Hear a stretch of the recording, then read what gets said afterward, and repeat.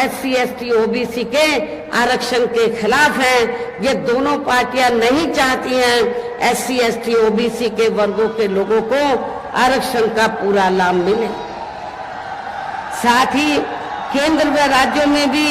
विरोधी पार्टियों की रही सरकारों में इन सभी वर्गों को प्राइवेट सेक्टर में आरक्षण दिए जाने की व्यवस्था किए बिना ही इनकी सरकारों के ज्यादातर सरकारी कार्य अब प्राइवेट सेक्टर के जरिए ही इनके बड़े बड़े पूंजीपतियों व धन्ना सेठों आदि को ही दिए जाने के कारण अब इनको पूरे देश में आरक्षण का बहुत कम ही लाभ मिल पा रहा है। इसी प्रकार इनका अन्य और मामलों में भी शोषण व उत्पीड़न आदि होना अभी तक भी बंद नहीं हुआ है। इसके साथ साथ मुस्लिम व अन्य धार्मिक अल्पसंख्यक समाज के लोगों की भी हालत हर स्तर पर या काफी ज्यादा खराब व दयनीय ही बनी हुई है। इतना ही नहीं बल्कि पिछले कुछ वर्षों से केंद्र व अधिकांश राज्यों में भी बीजेपी व RSS की सरकारों के चलते हुए अब इनका विकास व उत्थान आदि होना भी काफी हद तक बंद सा हो गया है। आए दिन इन पर खासकर आए दिन मुस्लिम व अन्य धार्मिक अल्पसंख्यक समाज के लोगों पर खासकर हिंदुत्व की आड़ में हो रही जुल्म जाति भी यहाँ काफी ज्यादा चरम सीमा पर पहुंच चुकी है। इसके साथ साथ अपर कास्ट समाज में से विशेषकर गरीब लोगों की भी हालत हमें कोई खास अच्छी नजर नहीं आती है। कहने का तात्पर्य ये है कि चाहे वीकर सेक्शन के लोग हैं या माइनॉरिटी हैं, अपर कास्ट समाज के लोग हैं, ये सभी लोग हमें काफी दुखी व परेशान नजर आते हैं। हर मामले में व हर स्तर पर हमें काफी दुखी व परेशान नजर आते हैं। इनके गलत कृषि नीतियों के कारण किसान वर्ग भी आए दिन आंदोलित ही रहता है। साथ ही इनके गलत आर्थिक नीतियों की वजह से देश की अर्थव्यवस्था पर भी इसका काफी बुरा प्रभाव पड़ा है, जिससे यह विशेषकर छोटे एवं मध्यम वर्गीय व्यापारी वर्ग भी काफी ज्यादा दुखी व परेशान हैं। और अब केंद्र में पूर्व की रही सरकारों की तरह ही वर्तमान भाजपा सरकार में भी यहाँ पूरे देश में गरीबी, बेरोजगारी एवं महंगाई आदि भी लगातार काफी ज्यादा बढ़ रही है। देश में हर स्तर पर फैला भ्रष्टाचार भी अभी तक खत्म नहीं हुआ है। साथ ही अपने देश की सीमाएं भी अभी तक पूरे तौर से सुरक्षित नहीं है। ये भी बड़ी चिंता की बात है। ऐसे में अब आप लोगों को देश में हो रहे लोकसभा आम चुनाव में बीजेपी, आप लोगों को आम चुनाव में कांग्रेस, बीजेपी व इनके सहयोगी पार्टियों को भी केंद्र की सत्ता में आने से जरूर रोकना है। जिनकी गलत नीतियों व गलत कार्य प्रणाली आदि को आप लोग काफी हद तक आजमा भी चुके हैं। ऐसी स्थिति में अब ये विरोधी पार्टियां इस चुनाव में भी किस्म किस्म के साम, दाम, दंड भेद आदि अनेकों हथकंडे इस्तेमाल करके केंद्र की सत्ता में आने की भी पूरी कोशिश में लगे हैं, जिनसे अपनी पार्टी के लोगों को हर स्तर पर काफी ज्यादा सावधान रहना है। और इस मामले में विरोधी पार्टियां अपने अपने पक्ष में हवा बनाने के लिए खासकर मीडिया, ओपिनियन पोल व सर्वे आदि का जो बड़े पैमाने पर इस्तेमाल कर रही हैं, तो उससे भी अपनी पार्टी के लोगों को बिल्कुल भी गुमराह नहीं होना है। इसके साथ ही विरोधी पार्टियों के विभिन्न रूपों में जारी किए गए इनके हवाई व प्रलोभन भरे चुनावी घोषणा पत्रों एवं वायदों आदि के बहकावे में भी अपने हैं, जिनको फिर सरकार बनने पर, केंद्र में सरकार बनने पर प्राथमिकता दी जाएगी। अर्थात देश में इस समय हो रहे लोकसभा चुनाव में विरोधी पार्टियों के जारी किए गए उनके हवाई व प्रलोभन भरे चुनावी घोषणा पत्रों आदि के बहकावे में अब यह खासकर देश के अति गरीबों, मजदूरों, बेरोजगारों एवं अन्य मेहनतकश लोगों को बिल्कुल भी नहीं आना है और अब इन्हें ऐसी सभी विरोधी पार्टियों की हर हालत में ऐसी सभी विरोधी पार्टियों को हर हालत में केंद्र की सत्ता में आने से जरूर रोकना है, जिनके कथने व करने में काफी अंतर रहा है तथा जिन्हें ये लोग वर्षों से आजमा भी चुके हैं। ऐसे में अब मेरा यही कहना है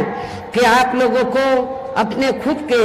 व अपने प्रदेश व क्षेत्र के तथा देश के भी हित में अपने वोटों को यहाँ कांग्रेस, बीजेपी व अन्य विरोधी पार्टियों को न देकर केवल अपनी एकमात्र हितैषी पार्टी बहुजन समाज पार्टी को ही देना है।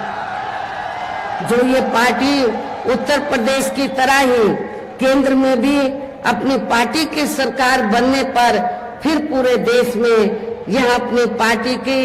सर्वजन हिताय व सर्वजन सुखाय की नीतियों पर आधारित ही सरकार चलाएगी। इसके साथ साथ केंद्र से जुड़ी आपके क्षेत्र की जो भी यहाँ स्थानीय समस्याएं होंगी तो उन्हें भी फिर दूर करने का हर संभव पूरा प्रयास किया जाएगा। साथ ही यहाँ गरीबों, मजदूरों, बेरोजगारों, कर्मचारियों, किसानों, छोटे व्यापारियों एवं अन्य मेहनतकश लोगों के हितों का भी विशेष ध्यान रखा जाएगा। सर्व समाज में से खासकर दलितों, आदिवासियों, गरीबों, दलितों, आदिवासियों, पिछड़े वर्गों, मुस्लिम व अन्य धार्मिक अल्पसंख्यक समाज के लोगों के विकास एवं उत्थान के साथ साथ हर स्तर पर इनकी सुरक्षा आदि के लिए भी सख्त कदम उठाए जाएंगे और तभी फिर यहाँ वास्तव में अपने देश के महान संतों, गुरुओं व महापुरुषों में भी विशेषकर महात्मा ज्योतिबा फूले, छत्रपति शाहू जी महाराज, श्री नारायणा गुरु, बाबा साहब डॉक्टर भीमराव अंबेडकर एवं मान्यवर श्री काशीराम जी आदि का अधूरा सपना जरूर साकार हो सकता है, जिनको यूपी में हमारी पार्टी की रही सरकार द्वारा हर स्तर पर पूरा आदर सम्मान दिया गया है। इन्हीं खास बातों के साथ ही अब मेरा देश व आपके स्टेट के भी हित में, आपके क्षेत्र के भी हित में यही कहना है कि हमारी पार्टी ने यहाँ जिनको भी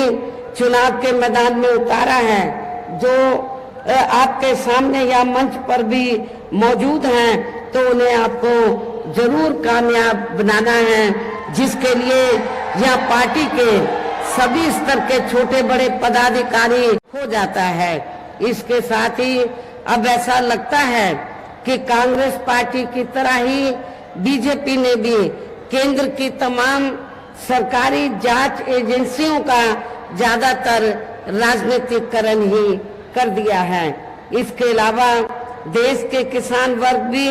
वर्तमान बीजेपी की सरकार में शुरू से ही अपनी विभिन्न समस्याओं को लेकर काफी ज्यादा दुखी व परेशान रहे हैं और अभी भी हैं। जबकि यूपी में 4 बार हमारी पार्टी की रही सरकार ने इनके हितों का भी हर स्तर पर विशेष ध्यान रखा है। हमारी पार्टी की रही सरकार ने तो किसानों को खेती करने के लिए समय पर इनको सस्ते साधन उपलब्ध कराए और इसके साथ ही तो इनकी फसल का भी हमारी सरकार ने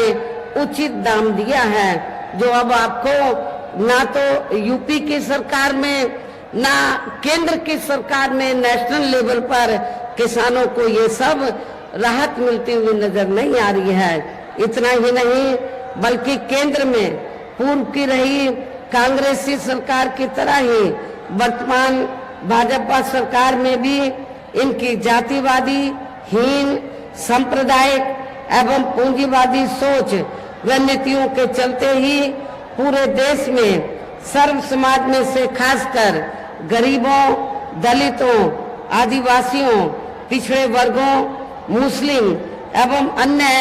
धार्मिक अल्पसंख्यक समाज के लोगों का भी पूर्ण रूप से विकास व उत्थान आदि नहीं हो सका है। और इस संदर्भ में वैसे आप लोगों को ये मालूम है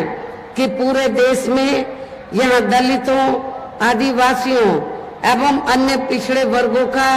सरकारी नौकरियों से अधूरा पड़ा आरक्षण का कोटा भी अभी तक पूरा नहीं भरा गया है। विशेषकर एससी व एसटी वर्गों के सरकारी कर्मचारियों का पद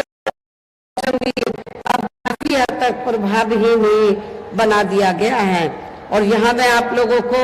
ये भी बताना चाहती हूँ, जब यहाँ समाजवादी पार्टी की सरकार थी तो समाजवादी पार्टी की सरकार ने एससी व एसटी वर्गों के सरकारी कर्मचारियों का पदोन्नति में जो आरक्षण है इसको पूरे तौर से इसको खत्म कर दिया था। ये आप लोगों को इस बात की भी जानकारी होनी चाहिए। और इतना ही नहीं, जब इस मामले को हमारी पार्टी ने संसद में उठाया, एससी एसटी का जो पदोन्नति में आरक्षण है इसको प्रभावशाली बनाने के लिए संशोधन बिल लाने के लिए सरकार पर दबाव बनाया, तो उस समय सेंटर में कांग्रेस पार्टी पावर में थी। तो उस दौरान कांग्रेस और बीजेपी दोनों की मिली भगत से समाजवादी पार्टी को आगे करके इस बिल को पार्लियामेंट के अंदर फाड़ा गया। और इतना ही नहीं बल्कि बीजेपी और कांग्रेस पार्टी दोनों की मिली भगत से इस बिल को पास नहीं होने दिया, इस बिल को पास नहीं होने दिया। और इतना ही नहीं, आज जो खास तौर से आरक्षण को लेकर जो किस्म किस्म की बातें कही जा रही हैं, ऐसी या जो रिजर्व सीटें हैं, तो हमने रिजर्व सीटों पर भी अकेले एक ही कम्युनिटी के लोगों को नहीं, एक ही बिरादरी के लोगों को नहीं, बल्कि शेड्यूल कास्ट में जो विभिन्न जातियां आती हैं तो उनको हमने चुनाव लड़ने का मौका रिजर्व सीटों पर दिया है। आगरा के लोगों को ये मालूम है कि जब इस चुनाव से पहले आपके उत्तर प्रदेश में लोकल बॉडीज के चुनाव हुए थे और यहाँ मेयर का चुनाव हुआ, तो हमारी पार्टी ने अनुसूचित जाति में से एक वाल्मीकि समाज की महिला को मेयर के लिए चुनाव के मैदान में उतारा था। और आपकी ये आगरा रिजर्व सीट है, तो आगरा रिजर्व सीट से तो फिर हमने